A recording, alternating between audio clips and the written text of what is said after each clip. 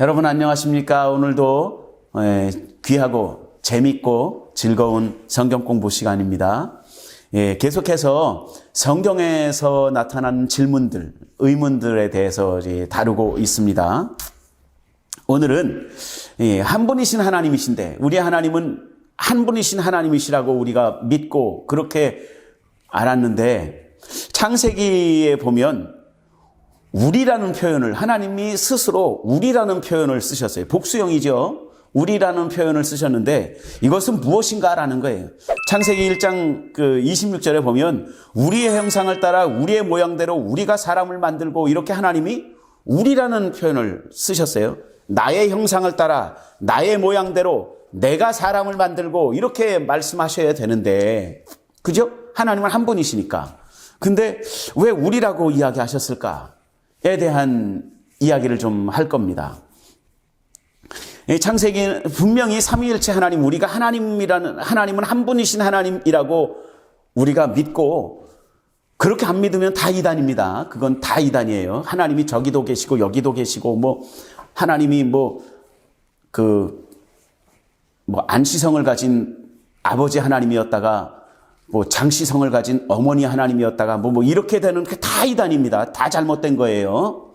그런데 여러분 여기서 우리는 그러면 어떻게 우리가 받아들여야 되는가에 대해서 좀 이야기하는데요. 이런 견해 저런 견해가 다 있다라고 이렇게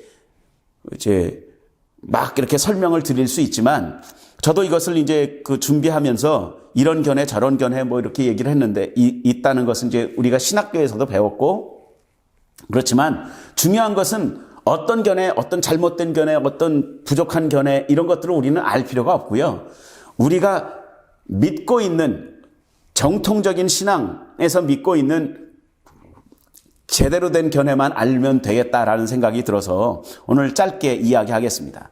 창세기의 우리라는 개념은 삼위일체 하나님을 이야기를 하는데 답을 딱 이야기를 하면 교회는 그동안에 성경에 나타난 하나님이 세 인격을 가지시고 나타나시는 한 분이신 하나님이라고 이해하는 거예요.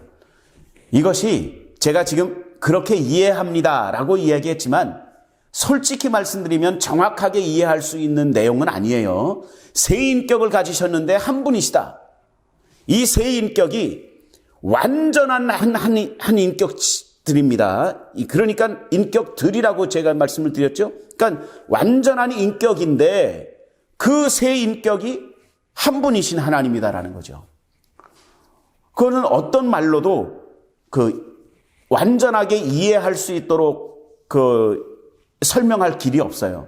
그래서 이 삼위일체 세 인격이시나 한 분이신 하나님이라고 우리는 그냥 신앙하는 겁니다. 그러니까 신학에서도 이 삼위일체라는 이 이야기를 할 때, 이 이론을 공부를 할 때, 항상 결론은 무엇이냐 하면, 이 삼위일체 교리는, 삼위일체에 대한 이 신학은 이성의 개념이 아니라, 이해의 대상이 아니라 신앙의 대상이다라고 결론하죠. 그러니까 정확하게 설명할 길도 없고, 정확하게 이해할 수 없어요. 그러나, 세 인격으로 역사하시는 한 분이신 하나님이라는 거예요. 그래서, 어떤 분은 이렇게 설명합니다. 제가 우리 아버지, 우리 이해석 장로님, 우리 아버지가 이제 이해석 장로님이신데, 우리 이해석 장로님께는 아들이에요. 아들이죠. 그래서 우리 아버지 앞에서는 저는 아들로서의 위치로 이렇게 합니다. 그리고 또 우리 교회에서는 저는 교회를 하나님이 맡겨주셨으니까 교회의 담임 목사로, 교회에서는 목사로, 저는 여전히 전데 아버지 앞에서는 전 아들로, 그리고 우리 교회에서는 이 목사로, 그리고 집에 가면 남편이나 이 아빠로 이렇게 하는 거예요. 저는 전데. 그렇다고 해서 제가 가는 곳마다 다 따로 있는 것이 아니잖아요. 그렇게 이야기하는 분들은 그렇게 설명을 하는 거예요. 하나님이 그렇게 세 인격을 가지시고 이렇게 역사하신다. 근데 그것도 굉장히 부분적으로밖에 설명을 못 한다는 것이, 그것을 이제 좀 유식한 말로 양태론이라고 하는데, 설명할 수 없는 것이 뭐냐면 제가 우리 아버지 앞에 있을 때는 저는 교회나 가정에는 있을 수가 없어요. 그 아버지 앞에만 있고. 근데 제가 이 교회에 있을 때는 아버지 앞에나 가정에는 있을 수가 없는 거죠.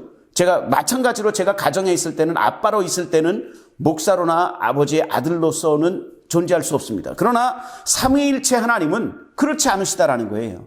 성부 하나님으로 역사하실 때도 성자 하나님, 성령 하나님은 역사하고 계시고 성자 하나님이 십자가를 지시고 그 성자 하나님의 역할을 예수님으로서의 역할을 감당하실 때도 성부 하나님, 성령 하나님은 여전히 이 사역을 하고 계셨다라는 거예요.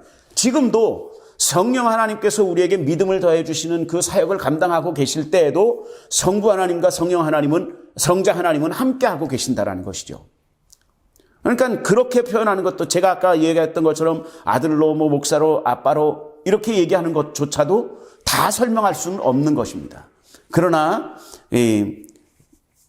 중요한 것은 완전한 인격, 새 인격으로 역사하시는 한 분이신 하나님이시기 때문에 하나님은 우리의 형상을 따라 그 바벨탑 사건에서도 우리가 내려가서 뭐 이런 식으로 이야기하시는 것이 그 삼위일체 하나님의 그 삼위를 공동체로 보고 예수님은 하나님은 우리라고 성경에 기록을 하신 것이지 하나님이 세 분 하나님이시라고 이야기하는 것은 안 되는 겁니다.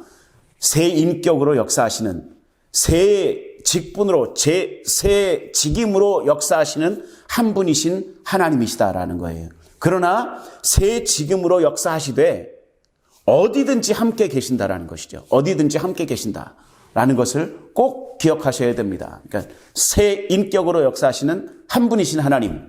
그래서 하나님은 그 구약 성경에는 엘로힘이라는 임이라는 것이 붙으면 복수형이 되거든요. 그래서 그 엘로힘, 엘이라는 것은 하나님, 단수 하나님이고요. 엘로힘 그러면 그 복수형 하나님입니다. 그래서 하나님, 그 성경은 그 엘로힘이라는 단어를 많이 쓰고 있는데 야훼라는 이름도 많이 쓰고 있고요. 그런데 그 엘로힘은 그 삼위일체 하나님을 나타내는 그 용어로 사용되고 있는 것이죠. 다시 한번 말씀드립니다. 하나님은 한 분이신 하나님이세요. 한 분이신 하나님, 그러나 새 인격으로 역사하시는 한 분이신 하나님이시다라는 것을 꼭 기억하시기 바랍니다. 예, 오늘 여기까지 하도록 하겠습니다.